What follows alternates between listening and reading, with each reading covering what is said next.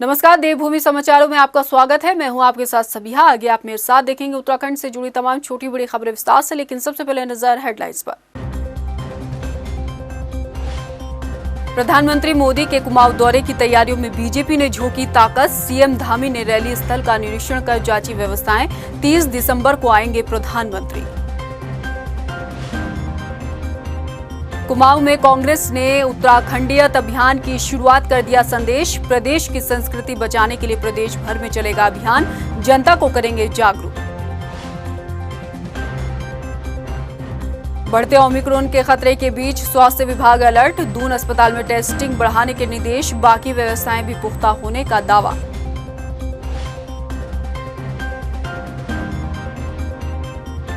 और विदेशी करेंसी बदलकर ठगी करने वाले अंतर्राज्यीय गिरोह का भांडाफोड़। हिरासत में लिए गए दोनों आरोपी दिल्ली और मुंबई में कई वारदात को दे चुके हैं अंजाम। कुमाऊं से आज कांग्रेस ने अपने उत्तराखंडीयत अभियान का आगाज कर दिया है। हल्द्वानी में अभियान के शुभारंभ के मौके पर कांग्रेस कैंपेन कमेटी के अध्यक्ष और पूर्व मुख्यमंत्री हरीश रावत समेत यशपाल आर्य और लोक गायिका माया उपाध्याय मौजूद रहीं। इस मौके पर कई रंगारंग सांस्कृतिक कार्यक्रमों का आयोजन किया गया। अभियान के पहले चरण की शुरुआत के मौके पर हरदा ने कहा कि उत्तराखंड को एक रूप में संजोने का प्रतीक उत्तराखंडीयत है। उन्होंने कहा कि इस अभियान के जरिए प्रदेश भर में लोगों को उत्तराखंड का रहन सहन, यहाँ की संस्कृति को बचाने के लिए जागरूक किया जाएगा। वहीं लोक गायिका ने भी प्रदेश के लोगों से उत्तराखंडीयत की संस्कृति को बचाने का आह्वान किया। ये एक शुभारंभ है, इसको हम एक अभियान के रूप में उत्तराखंड के एक नव अभियान के रूप में, ताकि उत्तराखंडीयत जिसके लिए ये राज्य बनाया गया, जिसके चारों तरफ ये सारी उस समय के नारे, उस समय का बलिदान सब कुछ लिखता हुआ है, वो आगे आ सके, उसके वो अभियान की शुरुआत की है। को एक नई पहचान देने की दिशा में कदम बढ़ाए हैं। उसकी मिसाल को माया जी ने अपने हाथों में लिया है। पूरे उत्तराखंड में ही नहीं, पूरे देश और पूरी दुनिया में प्रज्वलित होगी, ऐसा मेरा विश्वास है। जैसे कि हम बार बार यही बात बता रहे हैं, उत्तराखंडीयत हमारी संस्कृति, हमारी पहचान और वी निजी समूह में ज्यादा श्रेय माननीय हरीश रावत जी को जा किले की यो पहल हुनर छे और मेल और में संस्था हुनर साथ दी हो रही अपन उत्तराखंडीयत अपन बोली भाषा पहनावा सबको बचाना। मुख्यमंत्री पुष्कर सिंह धामी ने 30 दिसंबर को उत्तराखंड आ रहे पीएम मोदी की रैली स्थल का निरीक्षण कर व्यवस्थाओं को जांचा। इस मौके पर मुख्यमंत्री धामी ने तैयारियों को बारीकी से जांच कर अधिकारियों को जरूरी दिशा निर्देश भी दिए हैं। प्रधानमंत्री मोदी कुमाऊं में एम्स का शिलान्यास करने के साथ साथ वहां के लोगों को कई सौगात देंगे और 30 दिसंबर को प्रधानमंत्री जो है वो उत्तराखंड के दौरे पर आएंगे। भाजपा की विजय संकल्प यात्रा का समापन कुमाऊं मंडल में 4 जनवरी को होगा। यात्रा के समापन मौके पर केंद्रीय सड़क परिवहन मंत्री नितिन गडकरी शामिल होंगे। वहीं गढ़वाल मंडल में 6 जनवरी को रक्षा मंत्री राजनाथ सिंह विजय संकल्प यात्रा का समापन करेंगे। प्रदेश भर में यात्रा को मिले रिस्पांस को लेकर बीजेपी ने 2022 के विधानसभा चुनाव में पार्टी के दोबारा सत्ता में आने का दावा किया है। अभी तक का जो फीडबैक्स हमारे विजय संकल्प रैली के हमको मिल रहे हैं वो बहुत अधिक उत्साहित हैं। जनता में हजारों की संख्या में हर जगह स्वागत यात्रा का हो रहा है, सुनने के लिए भीड़ उमड़ रही है और साथ ही साथ विशेष करके पर्वतीय क्षेत्रों में बहुत बड़ा एक उल्लास और उत्साह जनता के अंदर है। तो यानी जनता चाह रही है कि भाई हमारी सरकार जो है भारतीय जनता पार्टी की मोदी जी के नेतृत्व में दोबारा बननी चाहिए। कांग्रेस के 137वें स्थापना दिवस के शुभ अवसर पर मैं सभी कांग्रेस जनों को, पूरे प्रदेश को और राष्ट्र को अपनी ओर से हार्दिक शुभकामनाएं देता हूं, बधाई देता हूं। कांग्रेस कोई एक राजनीतिक दल न होकर इस देश की आत्मा है और अतीत से लेकर अब तक कांग्रेस ने इस देश को अग्रणी राष्ट्रों की श्रेणी में खड़ा करने के लिए जो कार्य किए, जो कुर्बानियां दी, जो बलिदान दिया, वो इतिहास में। कांग्रेस के 137वें स्थापना दिवस के मौके पर देहरादून स्थित प्रदेश कार्यालय में कार्यक्रम आयोजित किया गया। इस मौके पर प्रदेश अध्यक्ष गणेश गोदियाल ने ध्वजारोहण किया। तमाम कांग्रेसी इस मौके पर मौजूद रहे। गणेश गोदियाल ने कहा कि देश की आजादी में कांग्रेस का एक बड़ा योगदान रहा है। चुनाव प्रदेश इलेक्शन कमेटी की, संचालन समिति नहीं बल्कि प्रदेश इलेक्शन कमेटी की बैठक है और उसके बाद कल दिल्ली में स्क्रीनिंग कमेटी की बैठक है। तो ये टिकटों के संबंध में आज चर्चा होगी और ये टिकटों के संबंध में चर्चा का प्रारंभ है और मैं उम्मीद करता हूं कि यहां से बात होकर स्क्रीनिंग कमेटी तक जाएगी और उसके बाद आगे बात होगी। कांग्रेस के पास दावेदारों की कोई कमी नहीं है, ये कहना है कांग्रेस के प्रदेश अध्यक्ष गणेश गोदियाल का। गणेश गोदियाल ने कहा कि पार्टी जल्द ही उम्मीदवारों के नाम फाइनल करेगी। आपको बता दें कि उम्मीदवारों के चयन को लेकर देहरादून में प्रदेश चुनाव समिति की बैठक में मंथन किया गया। केंद्रीय रक्षा मंत्री राजनाथ सिंह ने 4 राज्यों और 2 केंद्र शासित प्रदेशों में बीआरओ की तरफ से निर्मित 24 पुल और 3 सड़कों का वर्चुअली लोकार्पण किया है। इनमें उत्तराखंड के 3 पुल शामिल हैं। इस कार्यक्रम में सीएम धामी भी वर्चुअली जुड़े।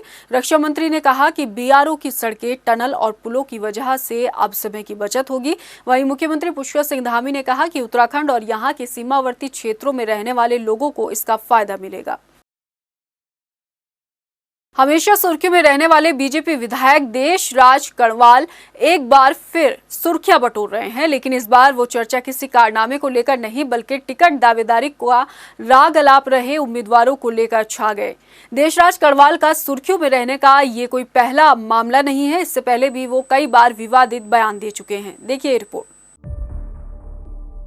भाजपा के कुछ विधायक इतने बड़बोले हैं कि बोलते वक्त उन्हें शायद खुद ही इस बात का अंदाजा नहीं होता कि आखिर वो क्या बोल रहे हैं। हमेशा विवादित बयानों में रहने वाले रुड़की की झबरेड़ा विधानसभा से भाजपा विधायक देशराज कड़वाल ने एक बार फिर से विवादित बयान दिया है।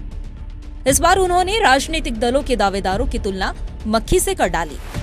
आप खुद ही सुनिए विधायक जी के बोल। विधानसभा में भारतीय जनता पार्टी का टिकट मांगने के लिए बहुत सी मक्खियां विधानसभा में प्रवेश कर चुकी हैं और क्योंकि मैं गुड़ हूँ, मैंने प्रदेश में सभी विधायकों से ज़्यादा काम किया है, मैंने देश में सभी विधायकों से ज़्यादा विधायी कार्य किया है। मैं गुड़ हूँ इसलिए मक्खी भिड़कने के लिए आ गई है। मैं निवेदन करूँगा उन मक्खियों से कि वो थोड़ा गुड़ से थोड़ा ऊपर को ही रहे, उसमें बैठने की कोशिश ना करें। तो सुना आपने विधायक जी खुद को कैसे गुड़ बता रहे हैं और बाकी दावेदारों को मक्खी। यहाँ तक कि विधायक देशराज कड़वाल ने धमकी भरे अंदाज में बोलते हुए कहा कि गुड़ से दूरी बनाए रखे और अगर दूरी नहीं बनाए तो अच्छा नहीं होगा। गौरतलब है कि झबरेड़ा विधानसभा से भाजपा के 1 दर्जन से अधिक दावेदार है। हालांकि इस सीट पर भाजपा के वर्तमान विधायक देशराज कड़वाल है, लेकिन उसके बावजूद दावेदार लगातार भाजपा हाईकमान से टिकट की मांग कर रहे हैं। टाइम टीवी के लिए रुड़की से अरशद हुसैन की रिपोर्ट। सोमवार को नीति आयोग की तरफ से जारी की गई स्वास्थ्य सूचांक में उत्तराखंड एक पायदान और नीचे खिसक गया है। जहां उत्तराखंड में पिछले साल 14वीं रैंक राज्य ने हासिल की, तो वहीं इस बार 15वें पायदान पर उत्तराखंड रहा। हालांकि क्रमिक सुधार के मामले में राज्य 13वें पायदान पर है। नीति आयोग ने अपनी रिपोर्ट में उत्तराखंड में विशेषज्ञ डॉक्टरों की कमी की तरफ भी इशारा किया है। एक रिपोर्ट। नीति आयोग ने देश के सभी राज्य और केंद्र शासित प्रदेशों के स्वास्थ्य मानक पर चौथे सर्वे की रिपोर्ट जारी की है। इस रिपोर्ट में उत्तराखंड को उन 4 राज्यों में शामिल किया गया है जिनकी श्रेणी नीचे गिरी है। हालांकि क्रमिक सुधार में उत्तराखंड ने 0.58 अंक का इजाफा किया है। कुल 44.21 अंक लेकर भी राज्य एक पायदान नीचे खिसक गया है। लिंगानुपात में प्रदेश को 1000 बालकों में 840 बालिकाओं के साथ सबसे खराब प्रदर्शन करने वाले राज्य में शामिल किया गया है। कार्यालयों में आईटी के इस्तेमाल के मामले में भी उत्तराखंड को पिछड़े राज्यों में शामिल किया गया। इसके साथ ही फर्स्ट रेफरल यूनिट के मामले में भी प्रदेश में 21.7% की गिरावट दर्ज की गई है। शहरी प्राथमिक स्वास्थ्य केंद्र में भी प्रदेश का प्रदर्शन खराब रहा। सुशासन और सूचना प्रसार के क्षेत्र में उत्तराखंड 11वें स्थान पर रहा है। वहीं स्वास्थ्य सुविधाओं में सुधार के मामले में उत्तराखंड 6ठे स्थान पर है। हालांकि स्वास्थ्य सेवाओं में विशेषज्ञ डॉक्टरों की कमी उत्तराखंड में सबसे ज्यादा दर्शाई गई है। उत्तराखंड के कई क्षेत्रों में अच्छा प्रदर्शन भी किया। इनमें जिला अस्पतालों की संख्या, मृतकों की सूचना दर्ज करने के साथ टीबी के मामलों की सूचना रखना शामिल है। नीति आयोग की रिपोर्ट में उत्तराखंड राज्य का प्रदर्शन कुछ खास नहीं रहा। हालांकि तसल्ली देने के लिए इतना काफी है कि अन्य कुछ क्षेत्रों में अच्छा प्रदर्शन उत्तराखंड ने किया है, लेकिन राज्य के लिए चुनौतियां कम नहीं है। विकास को लेकर सरकार काम तो कर रही है, लेकिन इन कामों में और गंभीरता लाने की जरूरत है ताकि खिसकने के साथ उत्तराखंड विकास के साथ हर क्षेत्र में आगे बढ़ सके। टाइम टीवी के लिए देहरादून से ब्यूरो रिपोर्ट। और अब बात करेंगे 2022 के बिसात की। 2022 के बिसात में बीजेपी कांग्रेस दोनों ही सियासी दल जनता के बीच जाकर बड़े बड़े दावों का दम भर रहे हैं, लेकिन जनता बढ़ती महंगाई से परेशान है। हालांकि महंगाई को लेकर कांग्रेस धामी सरकार पर लगातार सियासी वार कर रही है, लेकिन महंगाई को लेकर केंद्र की मोदी सरकार की तरफ से कोई राहत नहीं मिलने पर अब लोग अपनी नाराजगी जाहिर कर रहे हैं। रुद्रपुर से देखिए हमारी ये खास रिपोर्ट। चुनावी मौसम में सियासी दल जनता को बड़े बड़े दावे और वादों की उम्मीदें उनके दिलों में जगा रहे हैं, लेकिन चुनावी रैलियों और जनसभाओं से इतर लोग बढ़ती महंगाई से परेशान हैं। महंगाई के इस दौर में 900 रुपए पहुंच चुके सिलेंडर के दाम और आसमान छूते सब्जियों के दामों ने मध्यम वर्ग की कमर तोड़ दी है। दिनों दिन बढ़ रही महंगाई से महिलाएं खासा आक्रोशित हैं। गैस का बहुत महंगाई बढ़ गया है और सब्जी भी बहुत महंगा है और हम लोग बहुत परेशानी है। बाज़ार में सब कुछ ही महंगा मिल रहा है, तो हम मजदूरी करते हैं, ऐसे कैसे चलेगा। सरकार को कुछ समझदारी से काम लेना चाहिए, हमें बहुत परेशानी चल रहा है। ऐसा नहीं है कि सिर्फ मध्यम वर्ग ही बढ़ती महंगाई को लेकर परेशान है, बल्कि कारोबार करने वालों के लिए भी महंगाई आड़े आ रही है। व्यापारियों का ये कहना है कि जल्द ही महंगाई को लेकर कोई हल निकाला जाना चाहिए। आज मार्केट में हर चीज़ महंगा है, हर चीज़ महंगा हो रही है, लोग परेशान हो रहे हैं। फुटकर महंगाई ज़्यादा बढ़ गया है, लोग आक्रोश में हैं। इसमें इलेक्शन में प्रभाव पड़ सकता है। चुनावों में राजनीतिक दलों के बीच आरोप प्रत्यारोप और एक दूसरे पर जमकर छींटाकशी होती है। इसमें कोई नई बात नहीं है, लेकिन सियासी दलों को जनता की दिक्कतों से भी सरोकार होना चाहिए और इसमें कोई दो राय नहीं है कि बढ़ती महंगाई ने लोगों के लिए मुश्किलें खड़ी कर दी हैं। ऐसे में जल्द ही कुछ हल नहीं निकाला गया तो यकीनन रिजल्ट कुछ भी हो सकता है।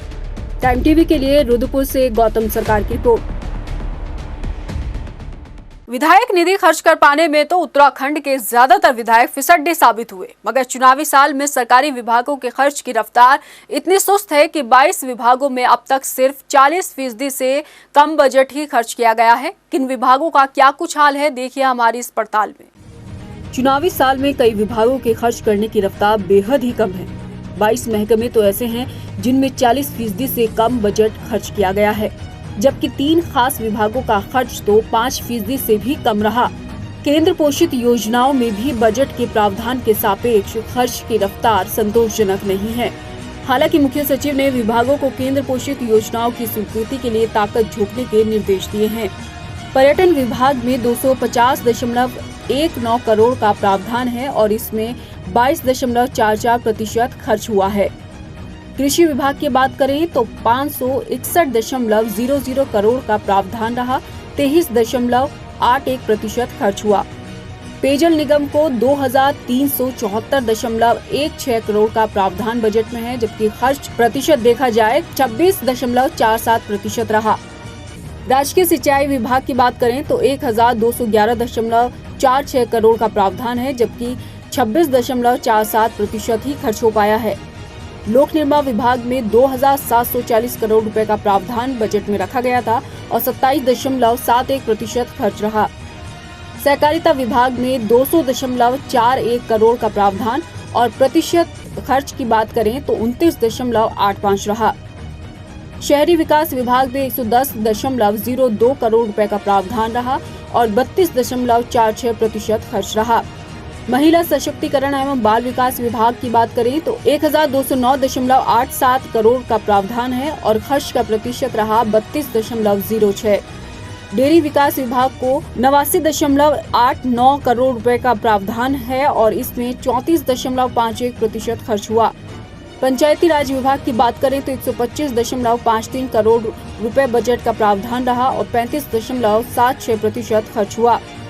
उद्यान एवं रेशम विभाग की बात की जाए तो 457.58 करोड़ रुपए के बजट का प्रावधान रहा, जबकि 36.95% खर्च रहा। आपदा प्रबंधन विभाग की बात करें तो 1578.98 करोड़ रुपए बजट प्रावधान रहा और यहाँ पर 37.37% खर्च हुआ। विभागों को बजट इसलिए दिया जाता है कि ताकि विकास कार्यों में उसको खर्च किया जाए, लेकिन प्रदेश के हाल ऐसे हैं कि निधि पूरी खर्च करने में विधायक तो पीछे हैं ही, मगर विभागों में बजट खर्च को लेकर भी सुस्ती हावी है, वो भी तब जब राज्य में चुनाव करीब है। ऐसे में आनन फानन में विभागों का ये बजट कब और कैसे पूरा होगा, यकीनन सोया सिस्टम कोई न कोई रास्ता जरूर तलाश लेगा।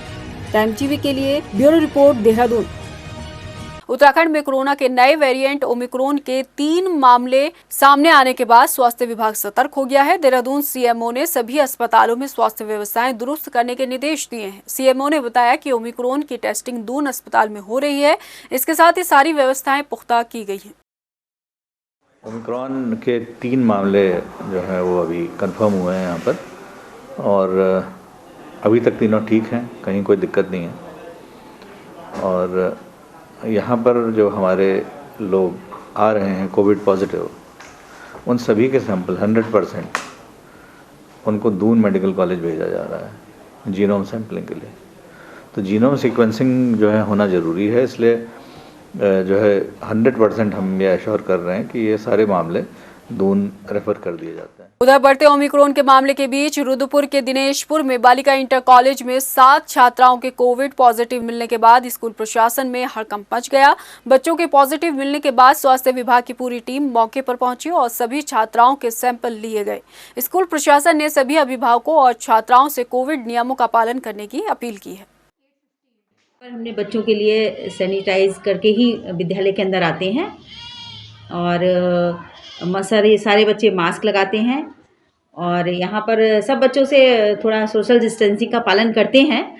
लेकिन अब ये ज़्यादा हो रहा है, इसलिए जो है मैं सारे पेरेंट्स से कहूँगी कि वो बच्चों का ध्यान रखें और मास्क लगाकर ही घर से बाहर भेजें। देहरादून में पुलिस ने विदेशी करेंसी नोट बदलकर ठगी करने वाले अंतर्राज्यीय गिरोह के 2 सदस्यों को गिरफ्तार किया है, जिसमें एक महिला और एक पुरुष शामिल है। दोनों आरोपी देहरादून में पटेल नगर और प्रेम नगर थाना क्षेत्र में घटना को अंजाम दे चुके हैं। इसके साथ ही दिल्ली, एनसीआर और मुंबई में भी कई वारदातों को अंजाम दे चुके हैं ये दोनों आरोपी सऊदी अरब की करेंसी रियाल को भारतीय नोट में बदलने का लालच देकर ठगी की वारदात को अंजाम देते थे। पुलिस ने आरोपियों के पास से 1,08,000 की नकदी, 42 सिम, 14 कीपैड मोबाइल फोन बरामद किए हैं। क्षेत्र में एक घटना हुई थी जिसमें कि रियाल दिखाया गया था इस गैंग के द्वारा। रियाल दिखाकर और अपनी मजबूरी बताई गई थी कि हमारे पास रियाल तो हैं, लेकिन क्योंकि हमारा कोई रिलेटिव है जो कि सऊदी अरब में रहता है तो हमको अभी पैसे की ज़रूरत है, तो रियाल के बदले वो इंडियन करेंसी चाह रहे थे। तो इसमें जो विक्टिम था उसके द्वारा इनको 3 लाख रुपए दिए गए थे और रियाल उनको मिला नहीं था। 2 व्यक्ति इसमें गिरफ्तार हमारे कर दिए गए हैं, लेकिन इनके गैंग में और भी मेंबर्स थे जो कि पिछले 1.5 महीने से यहाँ पर खुड़बुड़ा मोहल्ला में रह रहे थे। उधर मंगलौर के प्राइवेट अस्पताल में लूट की घटना को अंजाम देने आए 3 बदमाशों ने मौके पर मौजूद संचालक के रिश्तेदार के साथ हाथापाई की। इस घटना में एक व्यक्ति घायल हो गया है। वहीं शोर शराबे की आवाज सुनकर जब हॉस्पिटल का स्टाफ मौके पर पहुंचा तो उन्हें देखकर बदमाश मौके से फरार हो गए। पुलिस ने अज्ञातों के खिलाफ मुकदमा दर्ज कर लिया है। को घटना हुई है मंगलौर थाना क्षेत्र में, जहां एक डॉक्टर साहब के जो उनका आवास भी है और हॉस्पिटल भी है, वहां पे कुछ बदमाशों के द्वारा एक अटेम्प्ट किया गया था। तो मैंने भी उस घटनास्थल का निरीक्षण किया है और निश्चित रूप से हम लोग इसको पूरी गंभीरता से इसको ले रहे हैं। इसमें टीमें लगाई गई हैं और प्रयास किया जाएगा कि बदमाश पकड़ में। उधर दिनेशपुर में आयोजित नेशनल कबड्डी प्रतियोगिता का शुभारंभ खेल मंत्री अरविंद पांडे ने किया। इस प्रतियोगिता में 28 प्रदेशों के खिलाड़ियों ने हिस्सा लिया, जहां पर खेल मंत्री अरविंद पांडे ने कहा कि कोरोना के नए वेरिएंट ओमिक्रॉन के बढ़ते प्रकोप को देखते हुए सभी व्यवस्थाएं पुख्ता की गई हैं। बिल्कुल सब व्यवस्थाएं हैं। आप ये देखिए अगर जो हम सब लोग यहाँ इतनी बड़ी मात्रा में इकट्ठे हैं तो कहीं ना कहीं देश ने बहुत बड़ा काम किया है। पूरे विश्व में एक मैसेज दिया है सबको फर्स्ट डोज और सेकंड डोज। अगर जो हमको ये वैक्सीनेशन नहीं लगी होती तो आज हम इकट्ठे होकर ऐसे बात भी नहीं कर पाते। इस नाते देश ने बहुत बड़ा काम किया और वो हमारे लिए बहुत बड़ा कवच है। लेकिन इसके बावजूद भी हमको कोरोना से बचने के लिए जो गाइडलाइन है उसका पालन करना चाहिए। और यहाँ हमारी मेडिकल की टीम है, जो व्यवस्थाएं चाहिए वो निर्देश दे रहे हैं, उसका सब हमारे कबड्डी संघ के लोग उसका पालन कर रहे हैं। फिलहाल इस बुलेटिन में इतना ही। मुझे दीजिए इजाजत, लेकिन चलते चलते एक नजर हेडलाइंस पर। नमस्कार। प्रधानमंत्री मोदी के कुमाऊं दौरे की तैयारियों में बीजेपी ने झोंकी ताकत। सीएम धामी ने रैली स्थल का निरीक्षण कर जांची व्यवस्थाएं। 30 दिसंबर को आएंगे प्रधानमंत्री। कुमाऊं में कांग्रेस ने उत्तराखंडीयत अभियान की शुरुआत कर दिया संदेश। प्रदेश की संस्कृति बचाने के लिए प्रदेश भर में चलेगा अभियान, जनता को करेंगे जागरूक। बढ़ते ओमिक्रॉन के खतरे के बीच स्वास्थ्य विभाग अलर्ट। दून अस्पताल में टेस्टिंग बढ़ाने के निर्देश, बाकी व्यवस्थाएं भी पुख्ता होने का दावा।